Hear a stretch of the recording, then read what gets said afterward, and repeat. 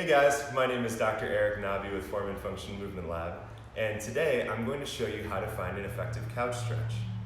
So, in order to find an effective couch stretch, you have to be able to produce a strong pelvic position. What do I mean by that?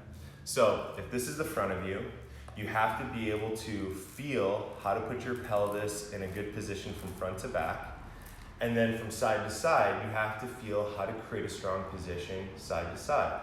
If you can control your pelvic position, then you can easily control the tension of the hip flexors, which go from the hip to the inside of the pelvis, in front of the pelvis, and also to the spine. So the first thing we're going to do is find our couch stretch position.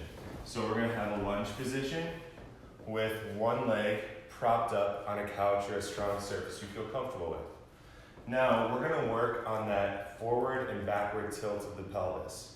As your pelvis tilts forward, you shorten the muscles in the front of the hip.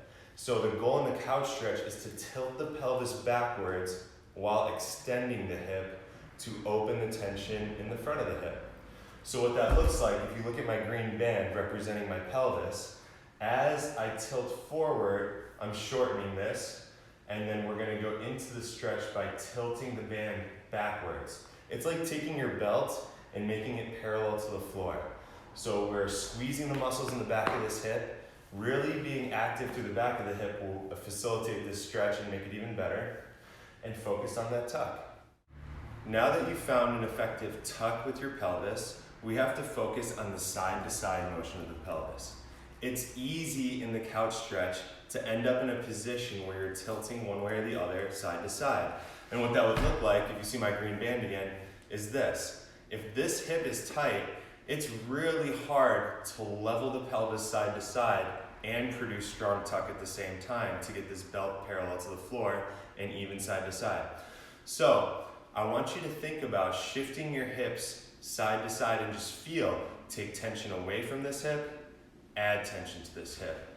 Unlevel your pelvis, level your pelvis, and try to feel how to control your pelvis into that neutral position side to side, and then maintain that tuck. And you will find screaming stretch here if you have a limitation in your ability to extend the hip. Now, a little bonus, be active with this leg. If you put a little pressure into that front foot, you're gonna develop some engagement around this side of your pelvis, which will help you feel what's happening here. So as I stretch into this position, this glute and hamstring are working, this quad is working, this glute is on fire trying to extend this hip, and then I'm just maintaining this position. I hope this is helpful. Check back in for more tips and have a great Monday.